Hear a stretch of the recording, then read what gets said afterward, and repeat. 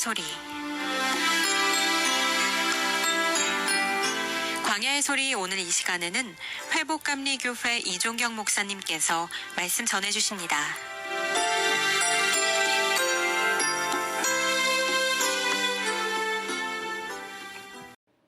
오늘은 사무엘상 17장 37절부터 40절까지 말씀을 보면서 나의 옷을 입겠습니다 라는 말씀 제목 가지고 은혜 나누겠습니다.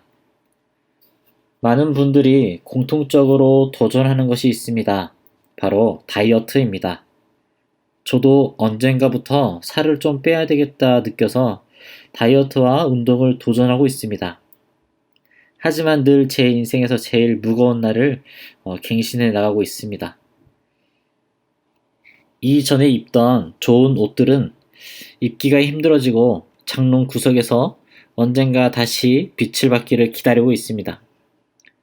요즘 학생들과 많은 사람들이 도전하는 것이 있습니다. 바로 유튜버입니다. 이쁘고 멋지고 돈 많은 사람으로 운동선수나 아이돌을 꿈꾸던 아이들은 이제 유튜버를 꿈꿉니다. 돈이 많은 것이 제일이라고 느끼는 사회입니다.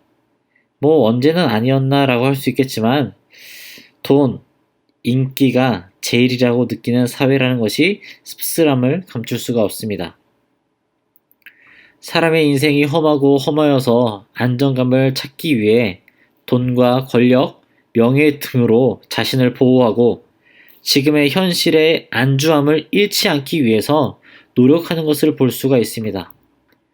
그러하기 위해서 더 이기적이게 되고 더 갖기 위해 수단과 방법을 가리지 않게 되는 것이죠.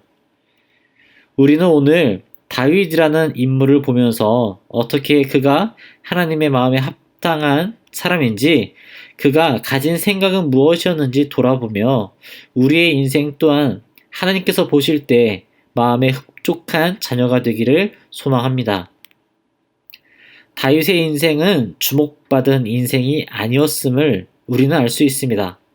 사무엘상에 보면 다윗의 형제 8형제 중 막내로서 집에 있지도 않고 종들이나 하던 목축을 하던 막내 아들임을 알 수가 있습니다. 양을 데리고 풀이 있고 물이 있는 곳으로 돌아다녀야만 했던 다윗. 편애 속에 다윗은 자기에게 맡겨진 양들을 치는 데에만 신경 씀을 알 수가 있습니다.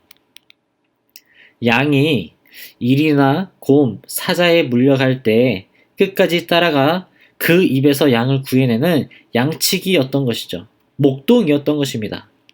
자신의 생명이 위험한 상황에 될지라도 한 마리의 양을 구하기 위해서 자신의 위험도 각오하고 달려드는 인물이었던 것입니다.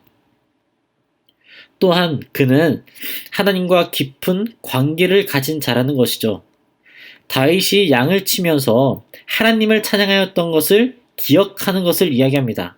수금을 타며 하나님을 찬양하는 다윗은 훗날 수금으로 찬양할 때 사울 왕에게 있던 악귀도 물러가는 역사가 일어납니다. 하나님과의 깊은 관계는 하나님을 욕하던 골리앗과의 만남에서도 드러나게 됩니다.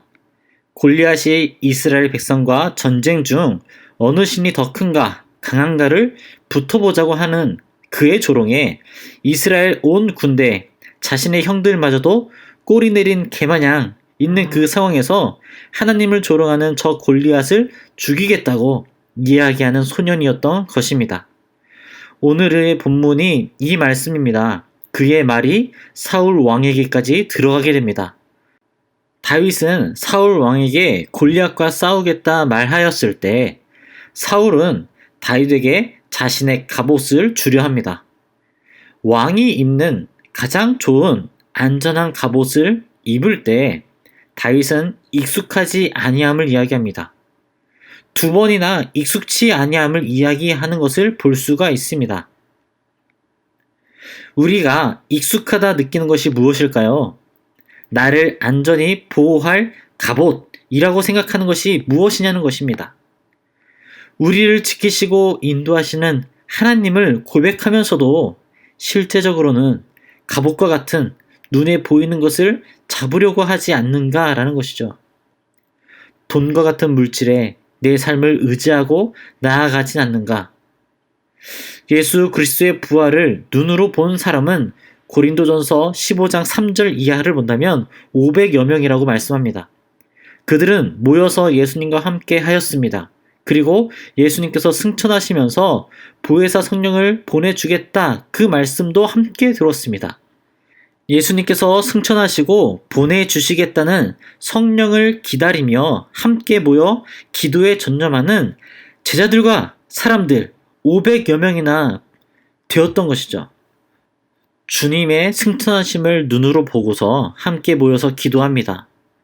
그리고 나서 10일 뒤 오순절날 성령님께서 임하셨을 때 그들은 500명에서 120명으로 줄어든 것을 보게 됩니다. 10일이라는 그 날짜는 그 기다림을 의심으로 바꾸었다는 것입니다. 이제 부활하셨으니 뭔가 다른 정권 교체가 있을 것이다 생각했을 것 같습니다. 임마누엘 성령 하나님의 내주하심이 익숙해지기를 기도합니다. 내 안에서 역사하시는 하나님, 나를 도우시는, 나를 인도하시는, 나에게 말씀하시는 하나님이 익숙했으면 좋겠습니다.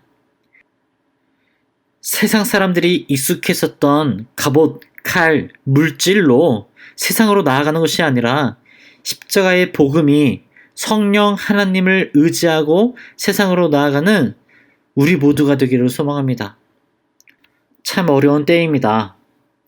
코로나19로 많은 대구의 교회들이 예배를 중지하고 모이기를 폐하고 각자의 집에서 영상으로 또는 서면으로 예배를 드리는 것을 듣게 되었습니다.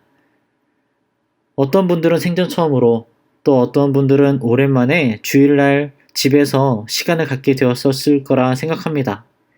하나님을 예배하는 것은 동일합니다.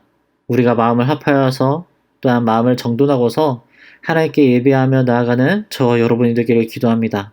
또한 이때에도 하나님의 은혜가 넘치기를 바라고 하나님의 축복하심이 넘치는 그런 기간이 되기를 소망합니다.